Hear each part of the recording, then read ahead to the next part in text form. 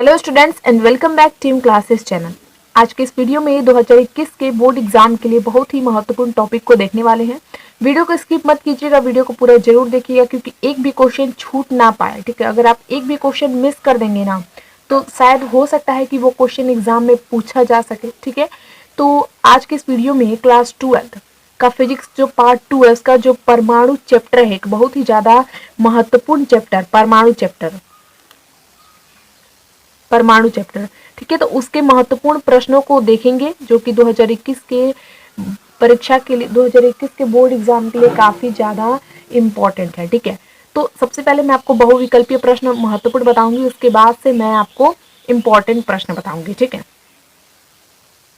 तो आपका काम है कि वीडियो को आप पूरा देखेंगे और जो जो प्रश्न मैं बताऊंगी उसे आप अपने कॉपी में नोट डाउन कर लेंगे। ठीक है, क्योंकि ये प्रश्न 2 या 3 नंबर के एग्जाम में पूछे जाते हैं और अगर आप पूरा वीडियो नहीं देखेंगे तो आपके वो 2 और 3 नंबर छूट जाएंगे। ठीक है, तो 2 नंबर या 3 नंबर पाने के लिए थोड़ी सी मेहनत तो करना ही पड़ेगा। तो 2 नंबर और 3 नंबर पाने के लिए थोड़ी सी तो मेहनत करना पड़ेगा। उसके लिए आपको करना है कि आपको वीडियो को पूरा देखना है। ठीक है, तो चलिए अब वीडियो को स्टार्ट करते हैं। तो सबसे फर्स्ट नंबर हमारा प्रश्न है कि डाल्टन ने परमाणु सिद्धांत का प्रतिपादन किस वर्ष किया। ठीक है, जो डाल्टन थे उन्होंने परमाणु सिद्धांत का प्रतिपादन किस वर्ष किया? 1803 में, 1903 में, 1805 में या 1830 में? तो डाल्टन ने परमाणु सिद्धांत का जो प्रतिपादन है वो सबसे पहले किया था 1803 में। ठीक है, आपको याद रखना है कि डाल्टन ने परमाणु सिद्धांत का प्रतिपादन कब किया था, किस वर्ष किया था? तो 1803 में किया था डाल्टन ने परमाणु सिद्धांत का प्रतिपादन। ठीक है, समझ में आई बात?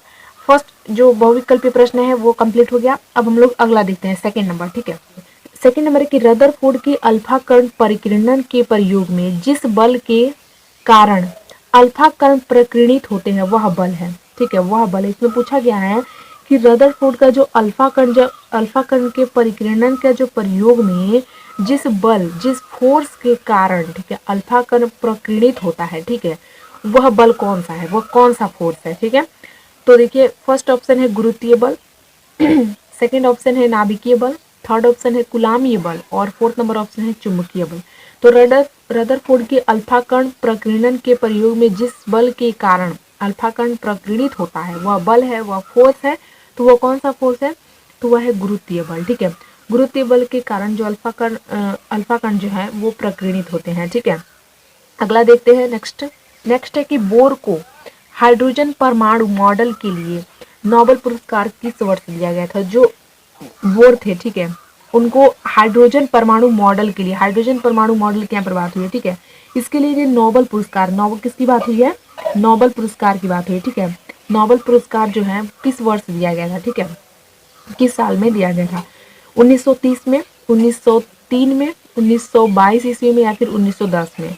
तो बोर को हाइड्रोजन परमाणु के लिए, ठीक है, किसके लिए? हाइड्रोजन मॉडल के लिए जो नोबेल पुरस्कार है वो दिया गया था 1922 ईस्वी में। ठीक है, किसमें? 1922 ईस्वी में।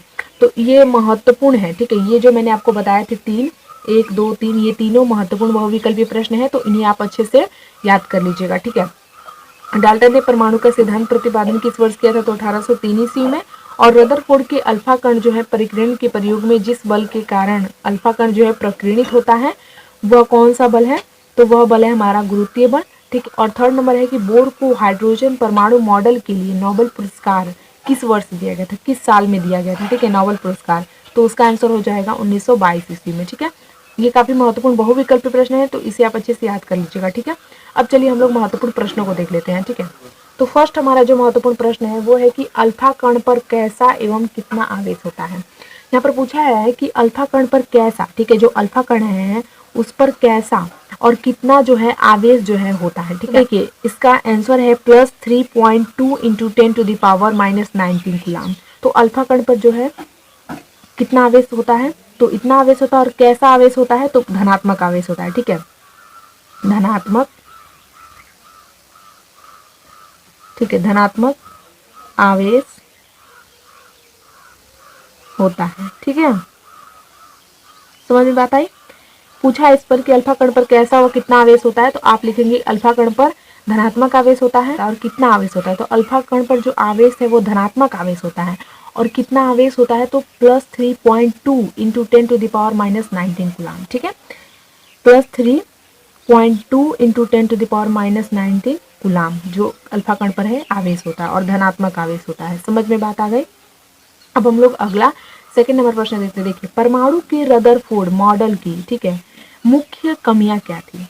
परमाणु की रदरफोर्ड मॉडल की प्रमुख कमियां क्या थी, ठीक है। जो प्रश्न ऐसे आपको घुमा फिरा कर देगा, इसमें सिंपल सा कहने का मतलब ये है कि रदरफोर्ड का जो परमाणु मॉडल था उसकी मुख्य कमियां क्या थी, लेकिन प्रश्न जो है ऐसे ही दिया था प्रीवियस ईयर के क्वेश्चन में, इसीलिए मैं ऐसे लिखी कि परमाणु के रदरफोर्ड मॉडल की मुख्य कमियां क्या थी, ठीक है। लेकिन प्रश्न आपसे ऐसे भी कर सकता है या फिर ऐसे भी कर सकता है कि रदरफोर्ड के परमाणु मॉडल की मुख्य कमियां क्या थी। तो दोनों तरह से प्रश्न कर सकता है, आपको बिल्कुल भी कंफ्यूज नहीं होना है, ठीक है। पूछ भी सकता है कि परमाणु के रदरफोर्ड मॉडल की प्रमुख कमियां क्या थी, ठीक है, क्योंकि रदरफोर्ड ने दिया था इसलिए रदरफोर्ड मॉडल।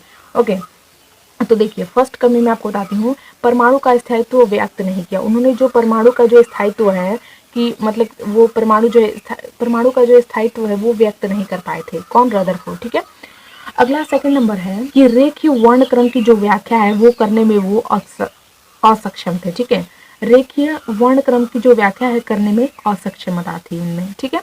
तो यही है परमाणु के रदरफोर्ड के परमाणु मॉडल की मुख्य कमियां, ठीक है। तो आपको अच्छे से याद कर लेना है, बहुत ही छोटे छोटे इनके आंसर हैं, ओके, और काफी पॉपुलर ये क्वेश्चन है, ठीक है। अब हम लोग अगला थर्ड नंबर क्वेश्चन देखते हैं। देखिए थर्ड नंबर प्रश्न है कि रिडबर्ग जो नियतांक है उसका मात्रक लिखिए। देखिए प्रश्न कई बार पूछा गया एग्जाम में, ठीक है, कई, हालांकि मैंने यहाँ पर लिखा नहीं है कि कितने बार पूछा गया, लेकिन बहुत बार ये प्रश्न जो है पूछा गया एग्जाम में कि रिडबर्ग नियतांक का मान व मात्रक लिखिए, ठीक है। तो आपको रिडबर्ग नियतांक का सबसे पहले तो आपको मान बताना है कि रिडबर्ग नियतांक का मान कितना होता है, उसके बाद से आपको मात्रक बताना है कि रिडबर्ग नियतांक जो है उसका मात्रक क्या होता है, ठीक है। तो मैं आपको दोनों ही बताऊंगी, तो देखिए आप सबसे पहले तो रिडबर्ग नियतांक को जो है आर से डिनोट करते हैं। किससे डिनोट करते हैं? आर से, ठीक है। रिडबर्ग नियतांक को आर से डिनोट करते हैं, मतलब कि प्रदर्शित किया जाता है। जहां पर रिडबर्ग नियतांक लिखा है वहां पर आप आर लिख सकते हैं, ठीक है, आर से प्रदर्शित किया जाता है। उसके बाद से रिडबर्ग नियतांक का मान होता है 1.097 इंटू 10⁻7 या फिर 10⁻7 प्रति मीटर। ये तो है कि रिडबर्ग नियतांक का मान हो गया, और मात्रक की बात करें तो मीटर प्रति मीटर, ठीक है। तो आपको समझ में आया, रिडबर्ग नियतांक का मान व मात्रक लिखिए। ऐसे प्रश्न जो है एग्जाम में 2 मार्क्स के पूछे जाएंगे, तो आपको ऐसे लिख देना है, आपको पूरे मार्क्स जो है मिल जाएंगे। अगला प्रश्न है कि संक्रमण से क्या तात्पर्य है। जो संक्रमण है उसके बारे में बताना है कि संक्रमण क्या है या संक्रमण से क्या तात्पर्य है, ठीक है। तो देखिए उत्तर में हो जाएगा कि परमाणु का एक ऊर्जा अवस्था से, ठीक है, परमाणु जो है उसका एक ऊर्जा अवस्था से दूसरी ऊर्जा अवस्था में जाना संक्रमण कहलाता है। क्या कहलाता है? संक्रमण कहलाता है। संक्रमण से क्या तात्पर्य या फिर संक्रमण क्या है, संक्रमण की परिभाषा दीजिए। ऐसे प्रश्न एग्जाम में पूछे जाएंगे, ठीक है। तो परमाणु का एक ऊर्जा अवस्था से दूसरी ऊर्जा अवस्था में जाना संक्रमण कहलाता है। और 10⁻⁻8 ये क्या है? सेकेंड है। क्या है? सेकेंड है, ठीक है। मैं यहाँ पर हिंदी में लिख दे रही ताकि आपको समझ में आ जाएगा, ठीक है। सेकेंड है, एस से मैंने लिखा है तो सेकेंड है, ठीक है। इसमें समय लगता है, यानी 10⁻⁻8 सेकेंड इसमें समय लगता है। इसमें परमाणु है, परमाणु का एक ऊर्जा अवस्था से दूसरी ऊर्जा अवस्था में जाना संक्रमण कहलाता है। और इसमें कितना समय लगता है? तो इसमें 10⁻⁸ सेकेंड इसमें समय लगता है। समझ में बात आ गई? तो अब तो समझ में आ गया होगा कि आपको संक्रमण क्या होता है। परमाणु का एक ऊर्जा अवस्था से दूसरी ऊर्जा अवस्था में ही जाना संक्रमण कहलाता है। समझ में बात आई?